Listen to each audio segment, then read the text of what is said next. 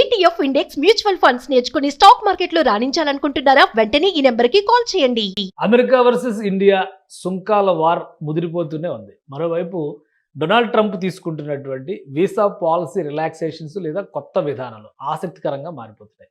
ఇప్పుడు గతంలో అమలు చేసిన వీసా బాండ్ పైలట్ ప్రోగ్రామ్ని మళ్ళీ ఇంకోసారి దుమ్ము దులిపి అమలు చేయడానికి అమెరికా ప్రభుత్వం సన్నద్ధమవుతుంది. అసలు ఈ వీసా బాండ్ ప్రోగ్రామ్ ఏంటి? అమెరికా వెళ్ళాలంటే ఇండియన్స్కి ఈ ప్రోగ్రాం వలన వచ్చేటువంటి ఇబ్బందులు ఏమైనా ఉన్నాయా? అసలు ఈ ప్రోగ్రాం ఎవరిని ఉద్దేశించి చేస్తున్నారు? దీన్ని విశ్లేషించే ప్రయత్నం చేద్దాం. మనతో పాటు అమెరికా నుంచి లైవ్లో జాయిన్ అవుతున్నారు లాల్ రీసెర్చర్ సాయి శ్రీనివాస్ రెడ్డి గారు. సాయి శ్రీనివాస్ గారు నమస్తే. నమస్తే సార్. సాయి శ్రీనివాస్ గారు, ఈ కొత్త ప్రోగ్రామా ఇది పాత ప్రోగ్రామా అని చర్చ ఒకటి నడుస్తుంది. Bond programme, visa bond pilot project అని ఆల్రెడీ ఇంత ముందర చేశారు, ఆపేశారు. ఎప్పుడో 4-5 ఏళ్ళకి, అంటే అప్పుడు కూడా ట్రంప్ ఉన్న టైంలోనే జరిగింది. ఏంటి అసలు ఈ ప్రోగ్రామ్ కాన్సెప్ట్ ఏంటి? ఎవరిని ఉద్దేశించి మళ్ళీ అమలు చేయాలనుకుంటున్నారు? సో యూజువల్ గా ఈ బాండ్ ప్రోగ్రామ్ అనేది ఈరోజు కొత్త ప్రోగ్రామ్ కాదు సార్. మీరు చెప్పినట్టు ఇది ఆల్రెడీ 2020లో ఇంప్లిమెంట్ అయ్యింది. అంటే ఆ రోజు 200 నుండి 300 అప్లికెంట్స్ కి ఇలా వీసా బాండ్ అనేది ఇవ్వడం జరిగింది సార్. అట్లనే ఇది already immigration and nationality act చట్టం ప్రకారం ఆల్రెడీ ఈ వీసా బాండ్ రిక్వైర్మెంట్ అనేది ఉంది. అంటే ఎవరికైనా కానీ వాళ్ళ మీద డౌట్ ఉంటే వాళ్ళు తిరిగి రారు, తిరిగి పోరు, ఇక్కడే ఉండిపోతారు, అమెరికాలో ఉన్నారు అనుకుంటే మాత్రము వాళ్ళకి అప్పుడు బాండ్ పెట్టి మీరు లోపలికి రండి అనేది చెప్పడానికి అది ఎప్పుడు నుండో ఉంది. ఈ రోజు కొత్త ఏం కాదు. కానీ ఇతను ఏం చేస్తున్నారంటే ట్రంప్ అడ్మినిస్ట్రేషన్ వచ్చిన తర్వాత అంటే కొంచెం కఠినంగా ఈ వీసా పాలసీస్ తీసుకొని రావాలని మళ్ళీ ఇది ఇంప్లిమెంట్ చేయడానికి ట్రై చేస్తున్నారు సార్. అంతే. అంటే గతంలో చేసినప్పుడు ఏ కంట్రీస్కి పైన ఇంప్లిమెంట్ చేశారు? అందులో వచ్చే ఇబ్బందులు ఏంటి? సో యూజువల్ గా లాస్ట్ టైమ్ అంటే చాలా తక్కువ కంట్రీస్ సార్. అంటే ఇప్పుడు ఈ జాంబియా, మలావి, లిబియా, ఈ కొన్ని దేశాలు ఉంటాయి కదా సార్, కొంచెం సివిల్ వార్ నడిచేది, లేకపోతే అక్కడ ఈ పాస్పోర్ట్ ఇష్యూ చేసేటప్పుడు సరిగ్గామైన సెక్యూరిటీ డీటెయిల్స్ తీసుకోకుండా ఇష్యూ చేయడము, లేకపోతే హై ఓవర్ స్టేస్ ఉంటాయి కదా సార్. ఇక్కడికి ఈ దేశాలకు వచ్చేసి కంప్లీట్ గా చాలా రోజులు ఉంటారు అనుకున్న వాళ్ళ డౌట్ పడిన వాళ్ళందరికీ ఇష్యూ చేయడం జరిగింది సార్. అంటే ఆ రోజు ఏంటంటే ట్రంప్ అడ్మినిస్ట్రేషన్ లో ఇది ఇంప్లిమెంట్ చేయాలి అనుకోవడం స్టార్ట్ చేశారు. ఇది బైడెన్ అడ్మినిస్ట్రేషన్ లో ఇంప్లిమెంటేషన్ జరిగింది సార్. బైడెన్ అడ్మినిస్ట్రేషన్ వస్తేనే ఆ రోజు కోవిడ్ అనేది స్టార్ట్ అయిపోయింది. అప్పటికే కోవిడ్ అనేది స్టార్ట్ అయిన తర్వాత అంటే అప్పటికి కొంచెం ఇంత ఇంటర్నెట్ కానీ ఇంత టెక్నాలజీ అని సరిగ్గా లేకపోవడం వల్ల ఈ domestic department of homeland security కానీ యుఎస్సిఎస్ కానీ కొంచెం మంచి కోఆర్డినేషన్ ఉండేది కాదు. సో ఈ బాండ్ రిక్వైర్మెంట్ అనేది ఎవరికి ఇవ్వాలి, ఎలా ఇవ్వాలి, ఒకవేళ ఇచ్చిన తర్వాత రీఫండ్ అనేది ఎలా ఇవ్వాలి, ఎన్ని రోజులు మన దగ్గర డబ్బులు పెట్టుకోవచ్చు, ఎలా ఫోర్ఫీచర్ చేయొచ్చు అని ఇలా కొన్ని కండిషన్స్, కొన్ని డౌట్స్ అని ఉంటాయి కదా సార్. ఒకసారి ఏ యాక్ట్ అయినా కానీ ఒకసారి ఇంప్లిమెంటేషన్ అయినంత వరకు మనకు అర్థం కాదు ఈ ఏ ప్రాక్టికల్ కన్సిడరేషన్స్ క్వశ్చన్స్ కానీ వస్తాయి అనేది. ఆ రోజు కూడా సేమ్ ఇట్లనే. సో నార్మల్ గా ఆ రోజు 200 నుండి 300 వరకు ఇంప్లిమెంట్ చేయాలని ట్రై చేసి మళ్ళీ వెనక్కి తీసుకోవడం జరిగింది. సో అసలు బాండ్ అంటే ఎంత పెట్టాల్సి ఉంటుంది? ఒకవేళ ఇండియన్స్ కానీ వేరే వాళ్ళు కానీ ఏ దేశానికి ప్రిఫర్ చేస్తే ఆ దేశానికి సంబంధించిన వాళ్ళు బాండ్ అంటే ఎంత వాల్యూమ్లో అమౌంట్ పెట్టాల్సి ఉంటుంది? సార్ ఇప్పుడు 3 టైప్స్ ఆఫ్ బాండ్స్ అనేది ఇవ్వడం జరుగుతుంది సార్. అంటే వీసా ఆఫీసర్, అంటే మనం మామూలుగా ఇంటర్వ్యూకి వెళ్ళినప్పుడు వాళ్ళు మనల్ని చూసి ఓకే వీళ్ళు వస్తారా రారా అనే ఒక కండిషన్ మీద వాళ్ళు మనకు 5,000 నుండి 15,000 లోపు బాండ్ రిక్వైర్మెంట్ అనేది పెడతారు సార్. అంటే 5,000 ఇవ్వచ్చు, $10,000 ఇవ్వచ్చు, $15,000 ఇవ్వచ్చు. అంటే సుమారు ఎట్లా కాదనుకున్నా గానీ 5-6 లక్షల నుండి సుమారు 13-14 లక్షల వరకు బాండ్ రిక్వైర్మెంట్ అనేది పెడుతున్నారు సార్. ఇది ఓన్లీ ప్రస్తుతానికైతే ఒక 2 దేశాలకు మాత్రమే ఎలిజిబిలిటీ వచ్చింది సార్. అంటే మలావి అండ్ జాంబియా దేశాలకు మాత్రమే. సో ఇక్కడ అంటే వన్ ఆఫ్ ద రీజన్ ఏంటంటే మీరు ఈ దేశాల గురించి మనం ఆలోచిస్తానే ఒకటి ఏమో గుర్తుకొస్తుంది అంటే ఇక్కడ కొంచెం ఏమైనా సివిల్ వార్ నడుస్తాం కదా, ఇక్కడ ఏమన్నా ఈ నియంత్రణ పాలన కానీ డిక్టేటర్షిప్, మిలిటరీ కూప్ అనేది కొన్ని దేశాలలో నడుస్తుంటదా అనే దేశాల గురించి ఇది మెయిన్ ఫోకస్డ్ గా ఉంటుంది సార్. ఇది సింపుల్ గా మూడే రూల్స్ ఉంటాయి సార్. ఇది నార్మల్ గా ఇది B1, B2 వీసాలకు మాత్రమే ఎలిజిబిలిటీ ఉంటుంది.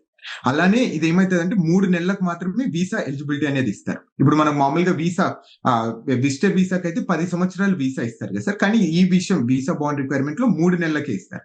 3 నెలలు ఇచ్చిన తర్వాత 3 నెలల లోపు 1 నెల రోజులు మాత్రమే మీరు అమెరికాలో ఉండేదానికి పర్మిషన్ ఇస్తారు. 30 డేస్ లోపలే మీరు మీ దేశానికి వెళ్ళిపోవాలి. లేకపోతే ఆ 5,000 నుండి 15,000 లోపు వీళ్ళ దేశాన్ని తీసేసుకుంటారు సార్ డబ్బులు. సో మన దేశం అంటే ఇండియన్స్కి ఎవరికైనా దీని వలన ప్రభావం పడే అవకాశం ఉంది. ఎందుకంటే ఇప్పుడు ఇండియన్స్ భయపడుతున్న పరిస్థితి ఉంది. అక్కడ ఉన్నవాళ్ళు భయపడుతున్నారు, ఇక్కడ నుంచి రావాలన్నా భయపడుతున్నటువంటి పరిస్థితి, ఆ వాతావరణం అయితే ఉంది. సో ఈ కొత్త బాండ్ పాలసీ వలన ఏమన్నా సమస్యలు వస్తాయా మన వాళ్ళకి? సార్ ఇప్పటికైతే ఏం లేదు సార్. మన దేశం గాని నార్మల్ గా మనం ఈ ఓవర్ స్టేస్ డేటా చూసుకుంటే మాత్రం మనం 1.08% మాత్రమే ఓవర్ స్టేస్ అనేది ఇక్కడ ఉంటున్నారు సార్. అంటే దానికి వివిధ కారణాలు కూడా ఉన్నాయి. అంటే ఇప్పుడు మీ ఫ్యామిలీ, లేకపోతే మీ పిల్లలు సరిగ్గా బాగాలేకపోవడము, లేకపోతే ఆ పుట్టిన పాపం సరిగ్గా హెల్త్ ఇష్యూస్ వల్ల ఆ టైంలో ఎక్స్టెన్షన్ ఉన్నాయి తప్ప నార్మల్ ఇక్కడికి వచ్చి ఇల్లీగల్ గా మనం సెటిల్ కావాలి, ఇల్లీగల్ గా మనం ఏమైనా చేయాలనుకున్నది చాలా తక్కువ పర్సెంటేజ్ కంపారిటివ్లీ మిగతా దేశాలకు. సో నాకు తెలిసినంత వరకు ఇండియా అయితే దీంట్లో ఉండదు అని అయితే నేను ఫ్యూచర్ లో కూడా నమ్మకంగా ఉన్నాను సార్. రైట్. అంటే దీని గురించి పెద్ద ఆందోళన చెందాల్సిన అవసరం లేదైతే ఈ వీసా బాండ్ ప్రాజెక్ట్ వలన లేదా పాలసీ వలన మన వాళ్ళు ఎవరు ఇబ్బంది పడాల్సిన అవసరం లేదు.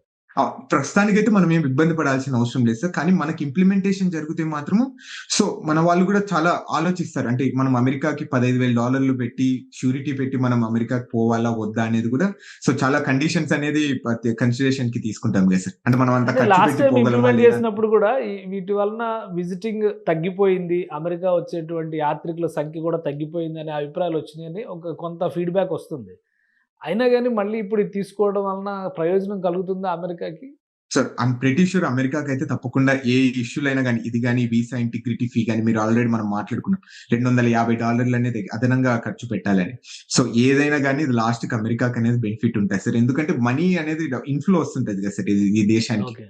సో అట్ లాస్ట్ మనం నష్టపోతాం ఎక్కడైనా కానీ. అమెరికా కానీ మాత్రం టూరిస్టులు తప్పకుండా తగ్గిపోతారు బెనిఫిట్ కదా, పొందుతుంది. టూరిస్టులు తగ్గిపోతారు కదా. $15 లక్షలు అక్కడ బాండ్ రూపంలో పెట్టి వెళ్ళడం అవసరమా అనుకుని వేరే చోటకి వెళ్ళొచ్చు కదా, కెనడా వెళ్ళొచ్చు పక్కనే ఉంటుందని చెప్పని, ఇంకా వేరే ఏమన్నా కంట్రీస్కి వెళ్ళొచ్చు కదా.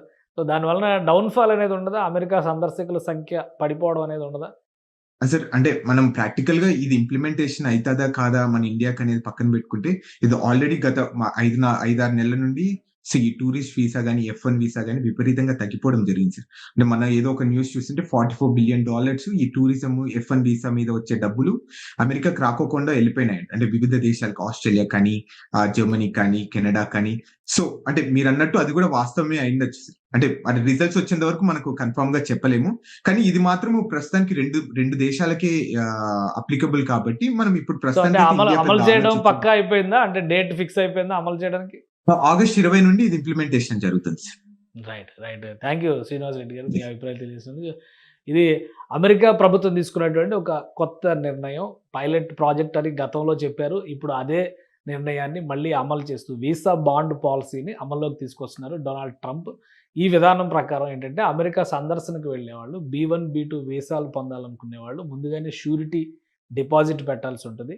కాబట్టి ప్రస్తుతానికి 2 దేశాలని ఈ లిస్టులో పెట్టారు. మిగతా ఏ దేశాలు చేరతాయి, అమెరికా సందర్శకుల సంఖ్యపైన ఇది ఎలాంటి ప్రభావం చూపిస్తుంది అనేది ఆగస్టు 20 నుంచి ఇంప్లిమెంటేషన్ అవుతుంది. కాబట్టి ఆ తర్వాత సమీక్ష చేయాల్సిన అవసరం ఉంటుందని చెప్పని భూమిరెడ్డి సాయి శ్రీనివాస్ రెడ్డి గారు చెప్తున్నారు. ఇది special discussion. Keep watching. Suman టీవీలో మీ పర్సనల్ అండ్ బిజినెస్ ప్రమోషన్స్ కోసం కింది నెంబర్కి కాంటాక్ట్ చేయండి.